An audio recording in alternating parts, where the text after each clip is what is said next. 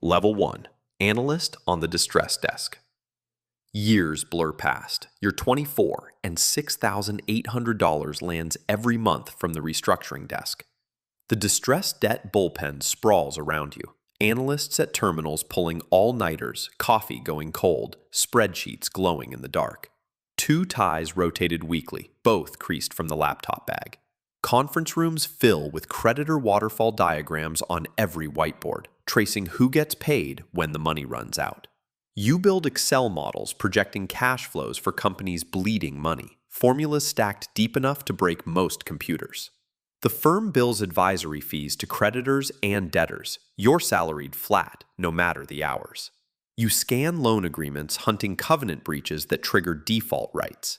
The data room, a windowless conference suite where you spend 16-hour shifts scanning thousands of loan documents stacked waist-high, building creditor models, marking up term sheets while senior bankers negotiate through the wall. You assemble creditor lists tracking who holds what debt and lien priority.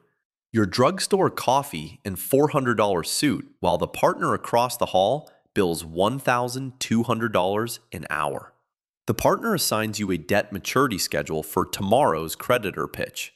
You work past midnight in the firm's small kitchen, reheating takeout alone. You pull comps on distressed asset sales and prior Chapter 11 filings.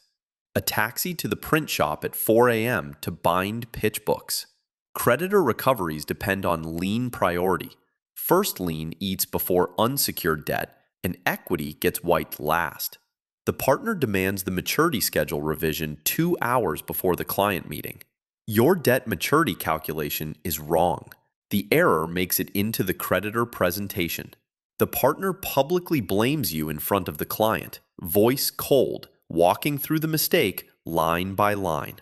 You walk out into the hallway, jaw tight, knowing you're on the edge. You check your phone for termination emails every hour that afternoon, refreshing the inbox at the bathroom sink. You stay until 4 a.m. every night for 3 weeks, rebuilding every model. You rerun every assumption, triple-check every formula. No second mistake permitted. The next pitch book lands clean, no errors flagged, and the partner nods once. Survival here means perfection under exhaustion, not talent. Senior bankers negotiate in the room next door, muffled voices rising through the wall. Marcus, the senior VP, stops by your cubicle and tells you you survived the worst case on the desk. The lead analyst on the next case quits mid-deal, and the partner needs a replacement. The new case is a $340 million retail chain bankruptcy. Creditor war room already rented. The partner tells you you're moving up to the creditor negotiation team. Handshake firm. Level 2. Associate running the creditor war room. Your promotion lands at 27, and the war room now pulls $11,200 a month. You drive the used car you bought yourself. Reliable but not new, parked outside the hotel war room. The war room, a rented hotel suite, whiteboards tracking every creditor's position, bankers sleeping in shifts on the couches. You coordinate work streams across 3 analysts and a junior associate, assigning tasks at 7 a.m. and reviewing output past midnight. The creditor committee meeting, 14 lenders packed around a conference table, $200 million of claims on the line, everyone fighting for position in the recovery waterfall. Creditors get paid in order, secured first, unsecured last, equity wiped. And every dollar to one class comes out of another's recovery. You draft term sheets for debt for equity swaps that convert claims to ownership. You present the liquidation analysis showing creditors recover 40 cents on the dollar if the company shuts down. One lender interrupts. This analysis assumes asset values that don't exist anymore. You walk the committee through your site visit findings, equipment by equipment.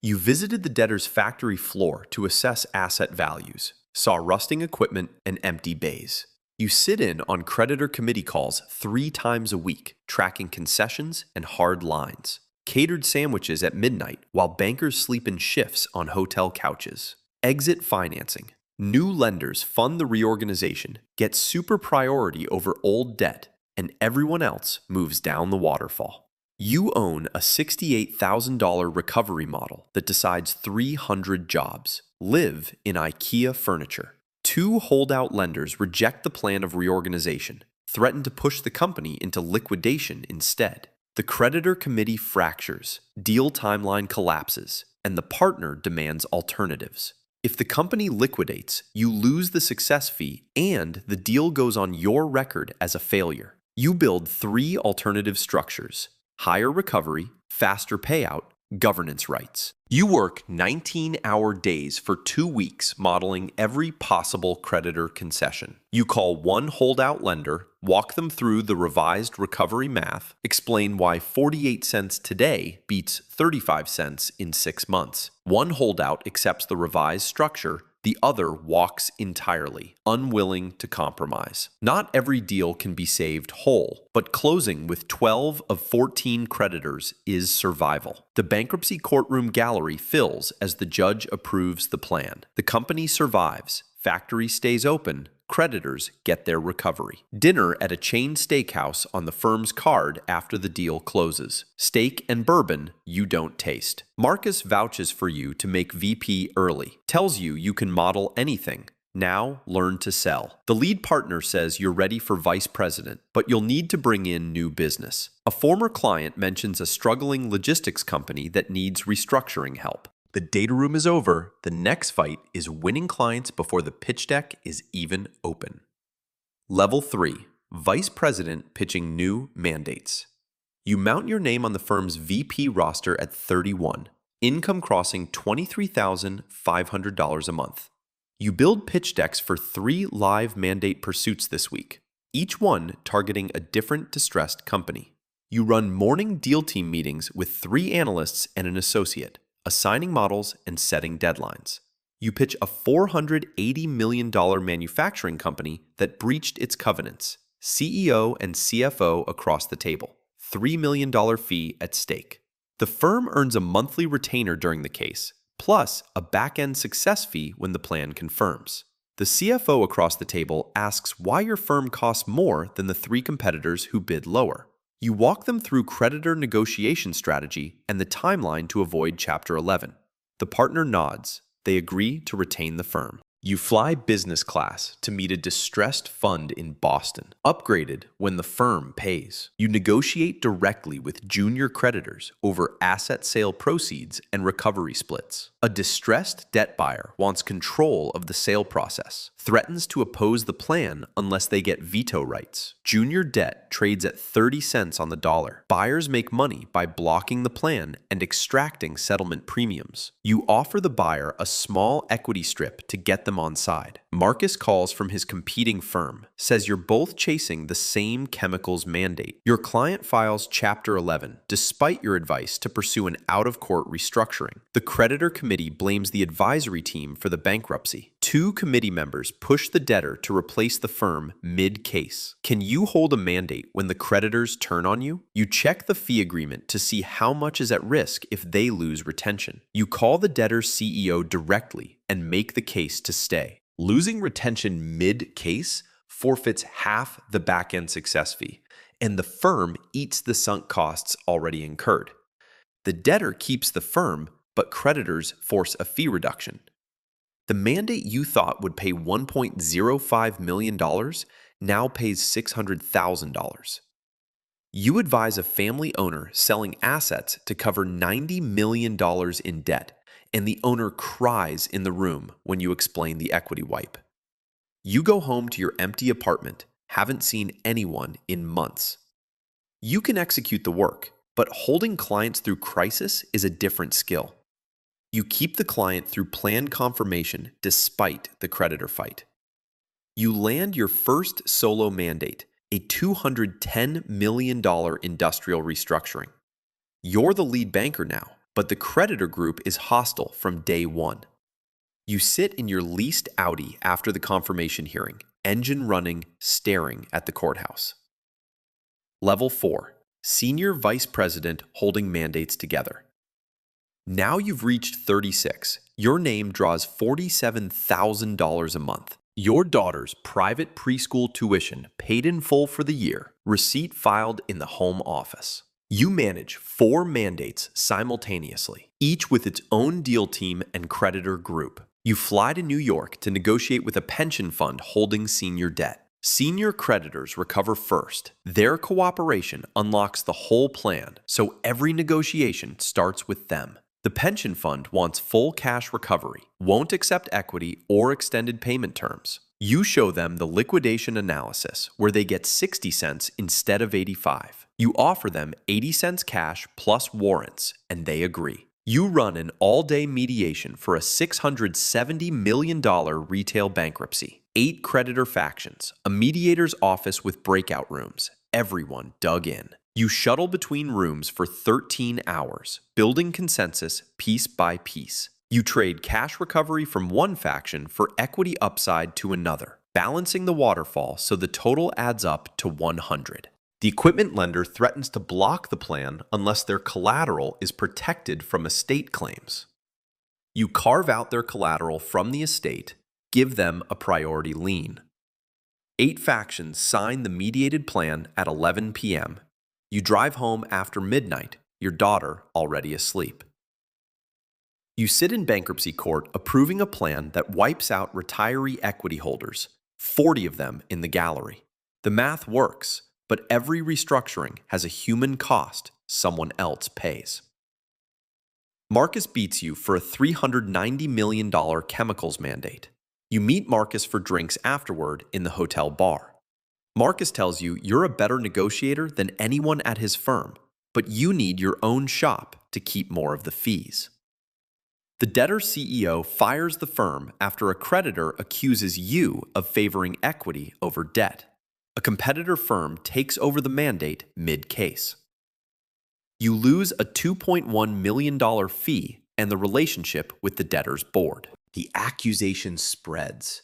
Other debtors start questioning your impartiality, and 2 prospective mandates pause their selection process. You check your other mandate retention letters to see if any have performance clauses that could trigger removal. You call the creditor who made the accusation, demand an explanation, and the fund partner tells you it was a negotiating tactic. A distressed fund you worked with twice calls with a buy-side mandate. They bought control of a failing energy company, want you to run the restructuring from the creditor side. Advising the principal creditor instead of the debtor, the fee is $4.8 million, and you control the outcome instead of reacting to it. Your first mandate where you represent the money, not the company. You wear the Rolex you bought after your toughest mediation closed. Level 5. Managing Director owning client relationships. Marcus raises a glass to 42 and the $96,000 you bank each month. You pitch a national pension fund on creditor committee representation for a retail bankruptcy. The committee hires one advisor for all creditors, splits one fee across $1 billion in claims. You win the mandate over 2 competitors. Your reputation closed the deal faster than the pitch. 11 creditors holding $1.1 billion in claims, packed Manhattan law firm conference room, name placards around the table, and you're the one they've hired to steer the committee and negotiate with the debtors team. You split time across 5 live mandates. Each creditor group wants weekly calls and updated recovery models. Your renovated suburban house with your kids' private school portraits lining the hallway. You read the debtor's cash flow forecast and spot the 2-quarter runway problem before anyone else flags it. Recovery depends on reorganization value minus professional fees. Liquidation yields 30 cents. Reorganization could hit 55, but only if the company survives long enough to execute the plan. The debtor proposes a plan giving equity to senior lenders, wiping out the unsecured creditors you represent. 6 creditors want to fight the plan. 5 want to settle early and move on. You fly between 3 cities in 4 days for creditor one-on-ones. Hotel rooms blur together. Courthouse steps at sunrise before the hearing, adjusting your tie in the reflection. The committee formally objects to the plan, triggers 4 months of mediation and discovery. 3 creditors defect mid-process, negotiate their own side deal with the debtor. You call the remaining committee members one by one. rebuilding consensus from 8 creditors down to 5. When creditors splinter, the debtor gains leverage. Each breakaway deal sets a lower recovery floor, and everyone else has to accept less. The negotiating plan saves 2,000 jobs but shuts 40 stores. Your monthly fee exceeds 2 years of a worker's wages. You sit in the back of the courtroom gallery as laid-off workers testify against the plan. The debtor runs out of cash faster than forecast, files emergency motion for DIP financing to stay open another 60 days. 2 committee members publicly blame your recovery analysis for the stalled deal and lower payout. You check your phone after every hearing, watching for more creditor defections or public complaints. You abandon the equity fight, recommend the creditors accept cash settlement at 42 cents to close the case. The committee votes 5-3 to approve the settlement. Plan confirmed 3 weeks later. The case closes, fee paid in full, but 2 creditors won't return your calls for the next mandate. Large committees fracture under time pressure. Smaller creditor groups or single client mandates give you more control over the outcome. The largest distressed fund you've worked with 3 times calls you directly, not through the firm. They offer a 5-deal pipeline if you leave and start your own shop. Guaranteed retainer per case. You tell your wife the fund's 5-case guarantee equals 3 years of your current comp, but you'd be solo. Level 6. Founder of his own restructuring advisory firm. 5 years, vanish. And 48 finds you earning $370,000 a month from the firm you built. Your firm's war room floor. 6 live cases running in parallel. $3.4 billion total debt across all mandates. 30 professionals moving between conference rooms throughout the day. Your corner office overlooks the financial district. Deal tombstones covering 2 walls. Your name on the door. Each mandate pays a monthly retainer during the case, plus success fee at confirmation. The firm keeps the delta after payroll and overhead. You move between war rooms throughout the day, check in on creditor negotiations, review disclosure statements, prep VPs for testimony. Your kids' college funds fully locked, bespoke suits in the closet, Range Rover for weekend trips to the waterfront home. You spot the cross-collateralization issue in a lender agreement that 3 lawyers missed, saves the committee $40 million in trapped value. You pitch a distressed industrial company board on Chapter 11 strategy, walk them through creditor negotiations and DIP financing, and win the debtor-side mandate. Debtor-side fees are higher but riskier. If the plan fails or the company liquidates, the fee gets cut or clawed back by the estate. A senior creditor questions your firm's independence, claims you're too close to the distressed fund that referred the case. You disclose the fund relationship in a court filing, offer to recuse from fund-related votes to preserve the mandate. You testify as expert witness in a solvency dispute. Your hourly rate for testimony now exceeds $1,500. You sit across from a family-owned manufacturer CEO whose grandfather started the business. The plan you're drafting wipes 3 generations of equity. The CEO's hands shake signing the restructuring support agreement, asks you if there was any other way. A creditor alleges conflict of interest, claims your firm advised both debtor and committee on overlapping issues in a prior case. A regulatory audit opens, firm's reputation threatened. 2 prospective mandates pause during the investigation. You hire outside litigation counsel, pull case files from 3 years back, spend $400,000 defending the firm.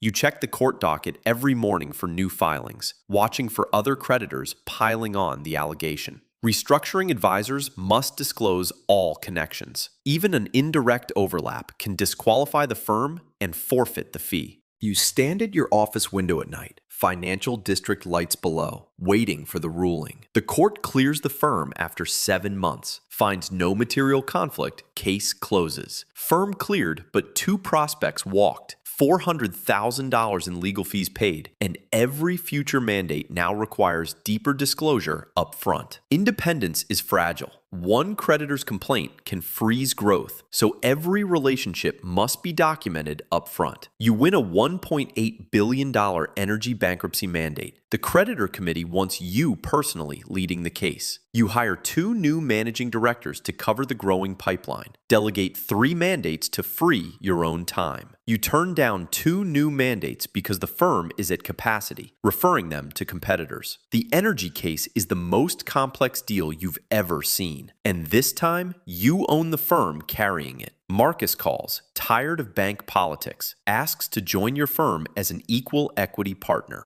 You negotiate partnership terms over 2 weeks. Equal equity split, shared mandate responsibility. Marcus joins the firm, and you meet him in the war room late one night with files from 6 live cases spread across the table. The same Marcus who survived the data room with you at 24, exhausted and rebuilding models until 4 a.m., now sitting across from you as an equal partner in the firm that carries both your names.